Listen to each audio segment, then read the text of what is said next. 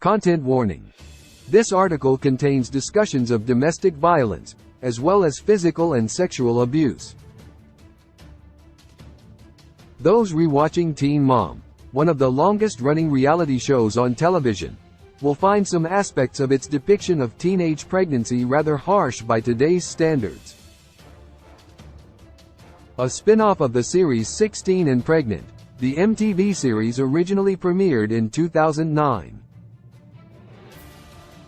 The ongoing series follows the lives of a cast of teen girls, while they navigate motherhood and relationships, both familial and romantic.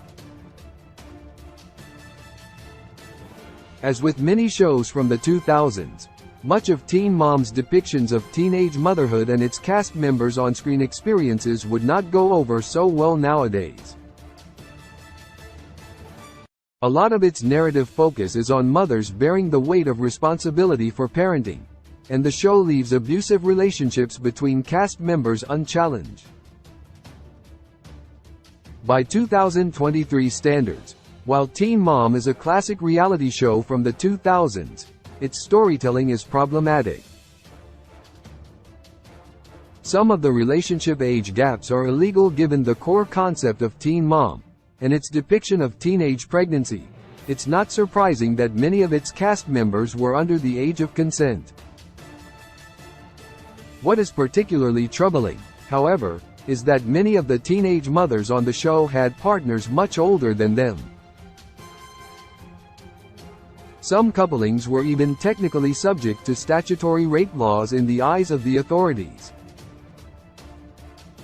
As pointed out on the Teen Mom Reddit page, some of the age gaps between the couples on the show were illegal in their home states, and not exempt from Romeo and Juliet laws. Janelle Evans and Andrew Lewis, for example, were respectively 17 and 23 or 24 years old when they had their baby, meaning that Janelle was likely 16 or under when they first started dating. Teen Mom never talked about this on the show, and while shows like 90 Day Fiancé also show significant age gaps, here, they were sometimes illegal, with seemingly no intervention over their inappropriate relationship. Abuse is prevalent in the show as reality shows attempt to show an unfiltered look at the lives of their cast. Some behaviors often go unchallenged.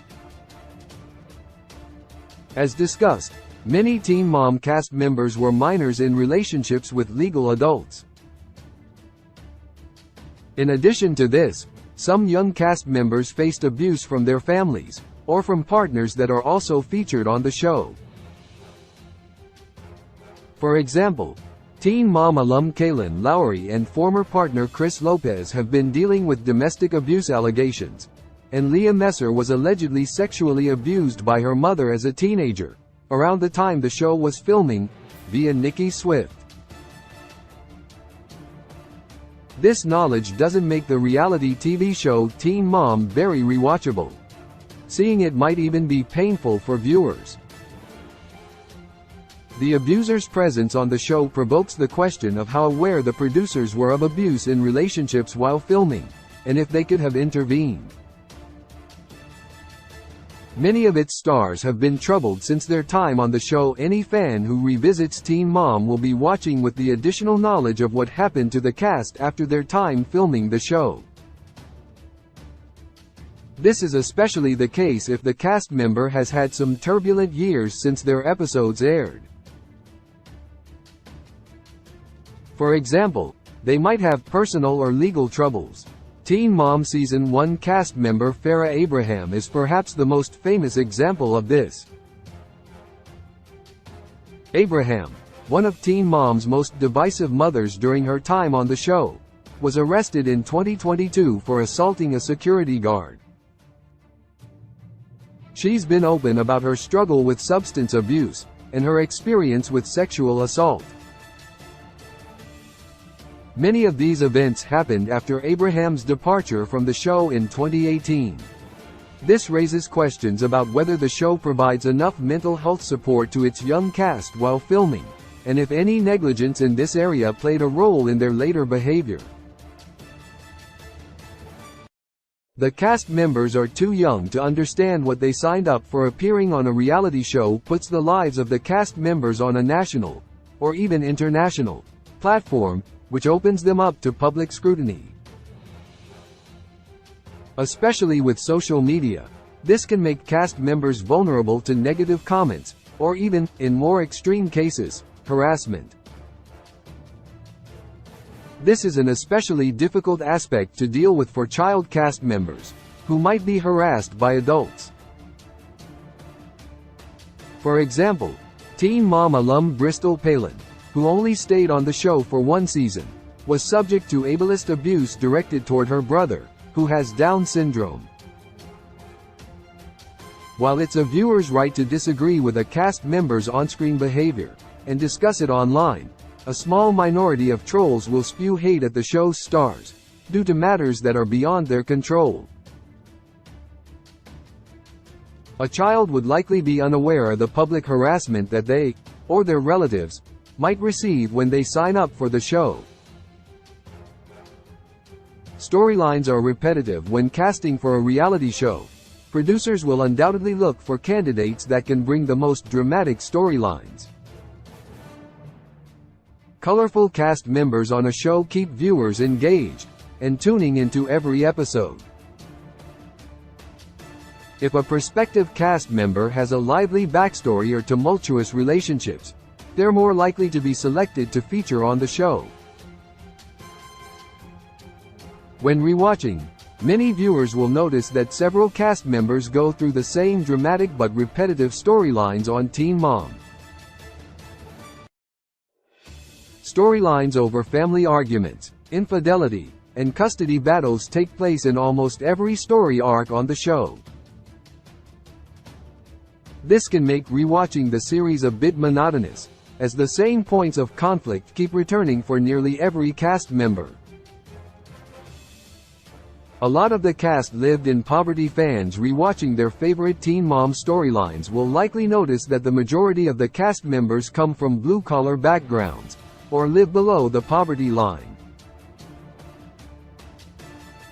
They often live in southern states or rural areas, via BuzzFeed. Many storylines on the show stem from their money struggles, as they attempt to raise children on tight budgets. Financial issues play a major role in many reality TV shows, and they often depict average people, as opposed to the ultra-wealthy. Rewatching, however, raises questions about whether the show verges on exploitative, as the majority of the cast is from a similar background, rather than being diverse.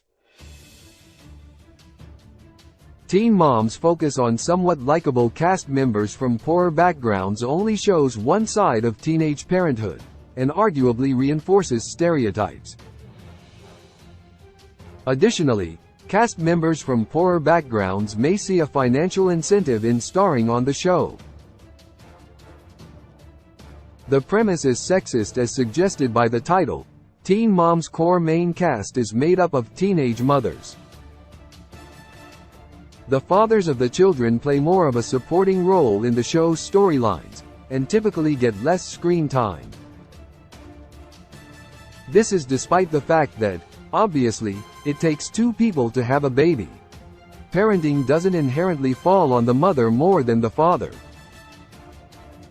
Teen Mom's focus on mothers as the main parties responsible for teenage pregnancy and raising a child feels sexist today.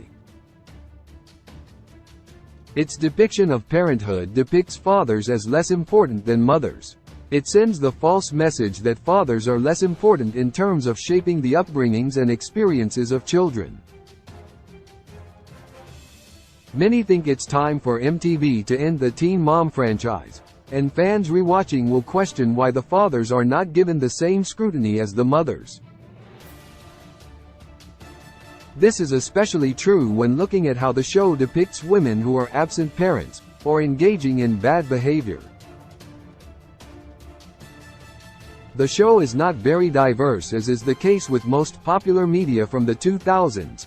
Reality TV shows were very, very white.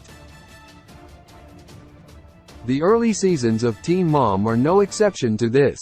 In addition to the fact that the majority of the cast comes from similar upbringings in terms of location or social class, the show often only depicts the lives of white, Christian women and their parenthood journeys. Teen Mom features unintentionally hilarious moments, but its focus on white mothers means that only one type of teenage mother is depicted on the show. The selection process for casting seems to suggest that white women becoming teenage mothers is exceptional, but in reality, teenage pregnancy rates don't tend to vary much in terms of race, via CDC.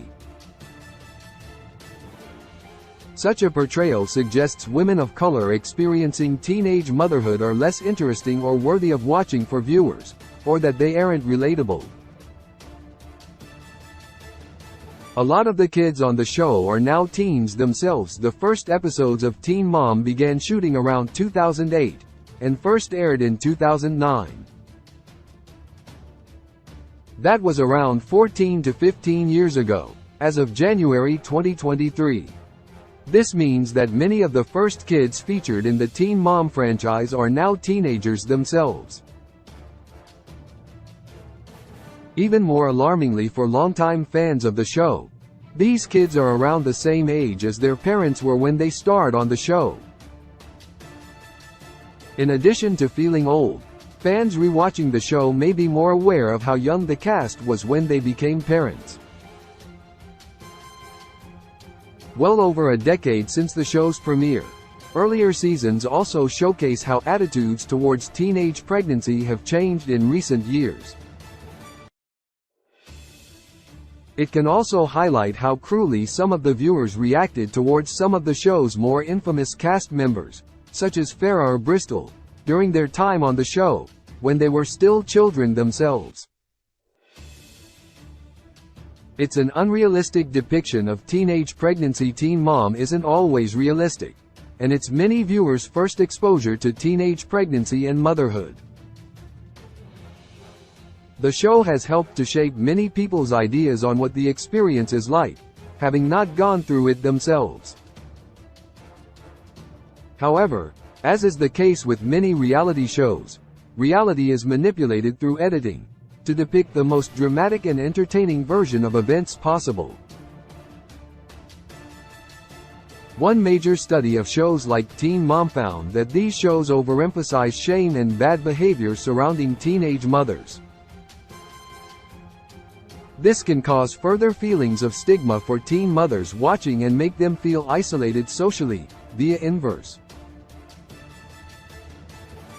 Rewatching old episodes of the show in particular will highlight to fans how much the editing scrutinizes mothers who are still just children themselves.